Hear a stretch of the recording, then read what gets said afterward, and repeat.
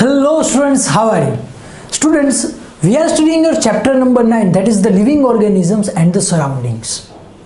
चलो, तो हमने इस चैप्टर में अब तक क्या पढ़ा हुआ है कि लिविंग ऑर्गेनिजम्स क्या होते हैं, उनके सराउंडिंग कैसे कैसे होते हैं। हमने देखा था कि भाई हिमालय में कुछ अलग लिविंग ऑर्गेनिज्म है, सेम राजस्थान में कुछ अलग है, एंड जगन्नाथपुरी में कुछ अलग अलग ऑर्गेनिजम्स है। तो लास्ट में कुछ ऐसा था कि हम दो जो ऐसे एनिमल्स हैं, एक जो है जो राजस्थान में मिलता है और एक जो है कि जगन्नाथपुरी में मिलता है, उन्होंने अपने बॉडी के साथ ऐसा क्या अडेप्ट कर लिया है, अपने बॉडी को ऐसा किस तरह से बना लिया है कि वो उस एटमॉस्फेयर के अंदर रह पा रहे हैं। तो उसमें एक कैमल था और एक फिश था। तो चलो हम फर्स्ट देखते हैं, दैट इज अ कैमल। देखो आपको कैमल का पिक्चर भी यहां पर दिख रहा है। ओके, तो कैमल, आप सोचो कि भाई कैमल में ऐसा क्या है कि वो वहां पर रह रहा है। चलो हम पढ़ते हैं इसमें कि the body structure of a camel helps it to survive in a desert condition. Okay, the body structure of camel it helps it to survive in the condition of the desert. Okay, उसका जो body structure है वो ऐसा बना हुआ है कि which helps him, okay, वो उसे हेल्प करता है किसमें, to survive in the deserts condition, in the deserts harsh condition. Desert में जो ये खराब कंडीशन है उसमें जिंदा रहने के लिए उसे हेल्प करता है। कैसे हेल्प करता है, चलो एक से एक पॉइंट देखते हैं। कि फर्स्ट है, camel have long legs which help to keep their bodies away from the heat from the sand. We all know that camel have long legs, and because of the long legs की मदद से क्या होगा कि camel have long legs, okay, it keeps away the body of camel from the sand. Okay, जो गर्म sand है उससे वो क्या करेगा, उसको दूर रखेगा। जो अगर लंबे लेग है तो उसकी मदद से ऊपर, उसका बॉडी तो ऊपर होगा, नीचे यहाँ पर जमीन है, उसका बॉडी यहाँ पर होगा। तो उसकी लंबे लेग की वजह से क्या होगा, जो उसका बॉडी है वो जो गर्म रेत है उससे अपने बॉडी को दूर रखेगा। ओके, चलो अगर हम ऐसा सोचे कि हम रोड पे जा रहे हैं, ओके, आप रोड पे जा रहे हो चलते चलते, ओके, और आपकी चप्पल टूट गई और था समर, चप्पल टूट गई, अगर आपको क्या करना है, चप्पल के बिना चलना पड़ रहा है, तो जो हमारा बॉडी जो कॉन्टेक्ट मारे यानी कि नीचे हमारे पैर, वहां पर हमें बहुत गर्मी लगेगी या फिर हमारे हाथों में बहुत गर्मी लगेगी। कहाँ लगेगी, पैर में ना, क्योंकि वो डायरेक्ट टच में है। जो हमारा अपर बॉडी है वहां पर वो डायरेक्ट नहीं होगा, तो हमारा जो अपर बॉडी है वहां पर उतनी हीट नहीं होगी। क्यों, क्योंकि जो नीचे हमारी हॉट सरफेस है उससे हम दूर हैं। तो सेम वे कैमल के जो लॉन्ग लेग्स है उससे क्या होगा कि वो हॉट सरफेस से दूर है। ओके, चलो आगे देखते हैं कि they excrete small amount of urine. Okay, अब we all know that in the desert there is a very little much amount of water is available. Okay, desert के अंदर बहुत ही कम अमाउंट में वाटर में मिलता है। That's why they excrete the less urine. वो जो यूरिनेशन करते वो भी बहुत कम करते, क्योंकि उन्हें पता है कि अगर भाई मैं यूरिनेशन करूंगा तो क्या होगा कि मुझे जितना वाटर चाहिए उतना तो मुझे मिलने वाला नहीं है, तो मैं यूरिनेशन करूंगा तो मेरे अंदर का वाटर खत्म हो जाएगा। तो उसने अपने बॉडी को इस तरह से ढाल लिया, ऐसे एडेप्ट कर लिया सिचुएशन कि वो लेस यूरिन एक्सर्ट करता है। The second one, their dung is dry and they do not sweat. Their dung, उनका जो डंग है वो भी ड्राई होगा, ओके, कि उसमें भी पानी ना चला जाए। उसके बॉडी ने अंदर ऐसे एडजस्टमेंट कर लिया कि उसका डंग भी ड्राई होगा। And also they do not sweat, और वो स्वेट भी नहीं करेंगे, उन्हें पसीना भी नहीं आएगा। ओके, अगर हम जा रहे हैं राजस्थान के डेजर्ट में तो हमें कितना पसीना आता है, पर उन्हें पसीना भी नहीं आता है। क्यों, क्योंकि उसने वो वहाँ के जो क्लाइमेटिक कंडीशन है उसके मुताबिक अपने बॉडी स्ट्रक्चर को ढाल लिया है। दैट इज अडेप्टेशन, जो हमने बोला था कि भाई उस कंडीशन में ऐसा क्या कर लिया अपने बॉडी के साथ कि वो उसमें जिंदा रह पा रहे। तो उसमें 4 पॉइंट है। क्या क्या पॉइंट थे, जो फर्स्ट वन क्या था कि yes camel have long legs, उसके लॉन्ग लेग्स है, तो लॉन्ग लेग्स की वजह से क्या होगा, the body of the camels keeps away from the hot desert. जो हॉट डेजर्ट है उससे उसकी बॉडी अपर रहेगी। They excrete the small amount of urine, their dung is dry and also they do not sweat. ये सारी points है कि जिसकी वजह से कैमल वहां पर जिंदा रह पाता है। अब आगे देखें कि since camel lose very less water from their bodies they can live for many days without water. अब ऊपर के जो भी पॉइंट्स थे उसकी मदद से क्या हुआ, यस, कि जो कैमल्स है वो बहुत कम अमाउंट में जो वाटर है उसे वेस्ट करते हैं। They waste the very less amount of water, that's why they can live many more days, वो बहुत ज़्यादा दिन पानी के बिना डेजर्ट के अंदर रह सकते हैं, क्योंकि वो वाटर जितना पी जाते हैं उसका वो एकदम स्पेसिफिक यूज़ करते हैं, जितना बॉडी में चाहिए उतना ही यूज़ करते हैं। इसलिए क्या होगा कि वो ज़्यादा से ज़्यादा दिन वहाँ पर रह पाएंगे।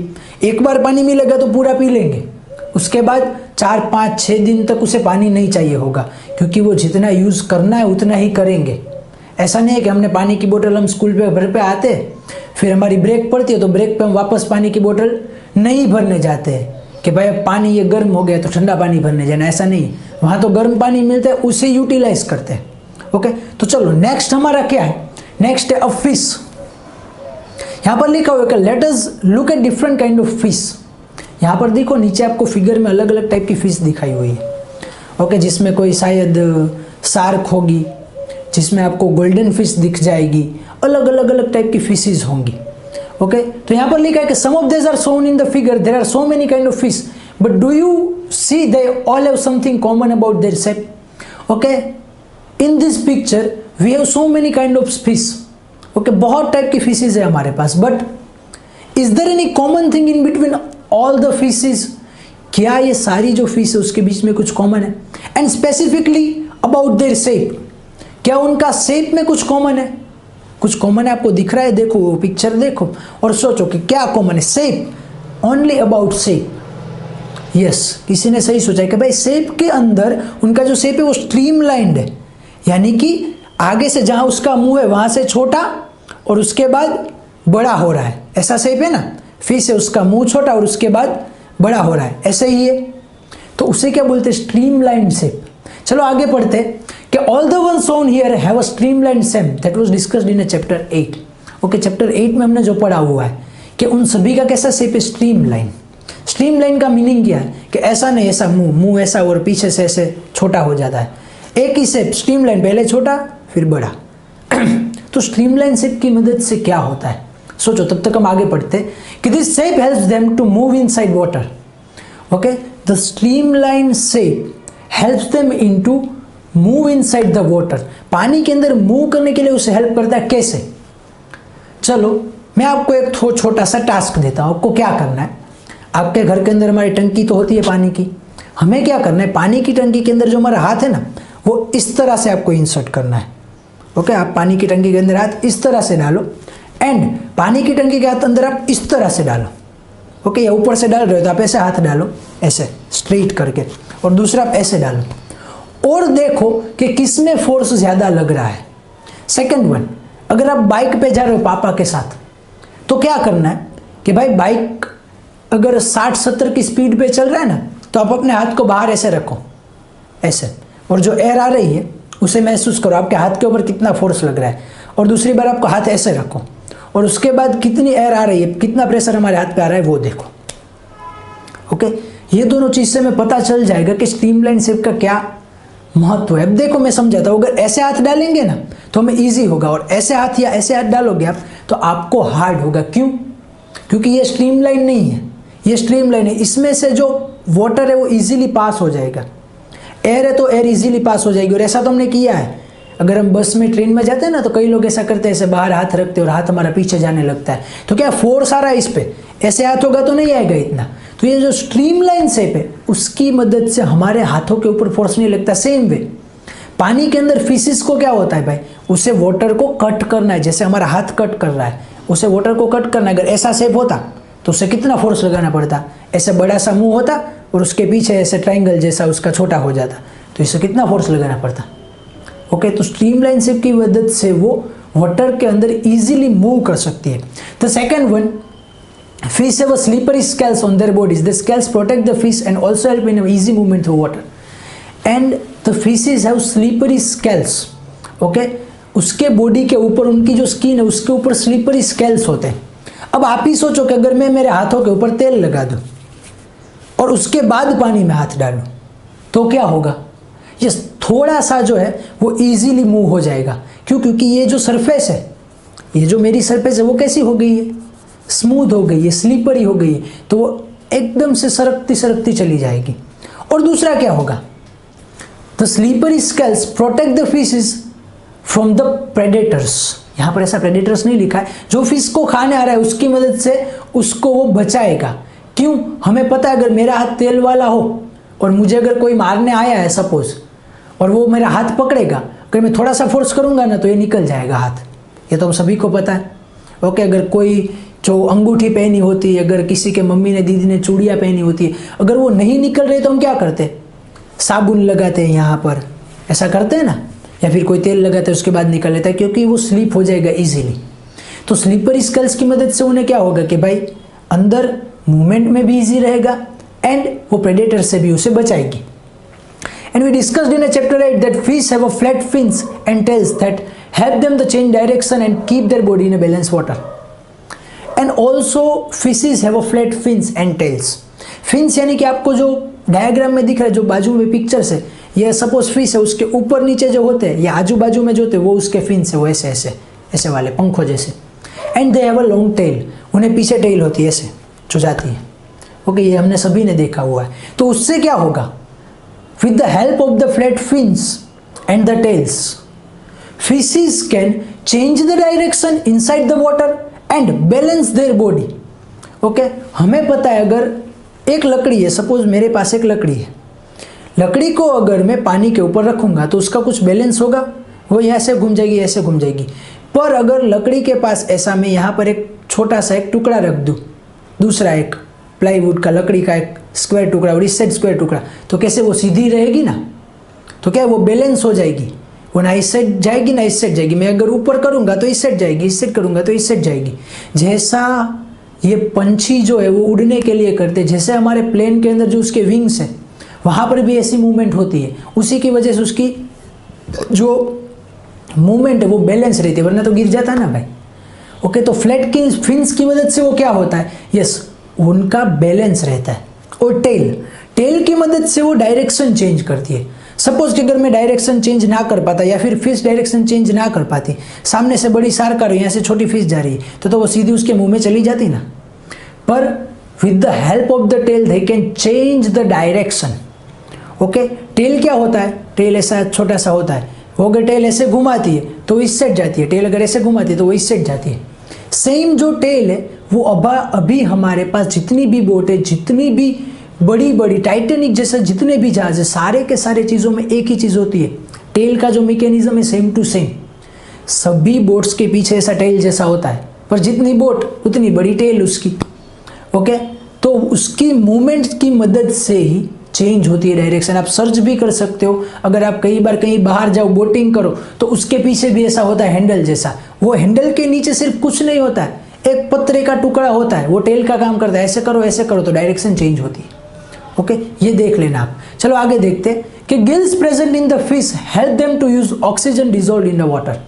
Okay, and also fishes have a gills, fish को गिल्स होते हैं। गिल्स का क्या काम है? They can use to dissolve water. Okay, वो क्या करते हैं? ओके, जो ऑक्सीजन डिजॉल्व है, ओके, पानी के अंदर जो ऑक्सीजन डिजॉल्व है उसे अगर उसे सांस लेनी है तो वो क्या करेंगे? गिल्स की मदद से लेंगे। हमारा जो काम नाक का है, सेम वही काम किसका है? गिल्स का। आपको लास्ट लाइन में दिख रहा है। Okay, they can use the dissolve oxygen in the water with the help of the gills.